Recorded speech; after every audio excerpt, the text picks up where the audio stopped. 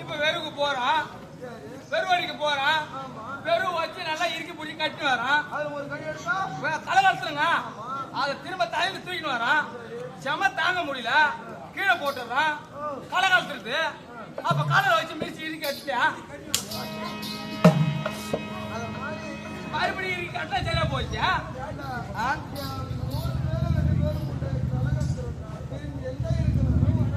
வராது, செத்து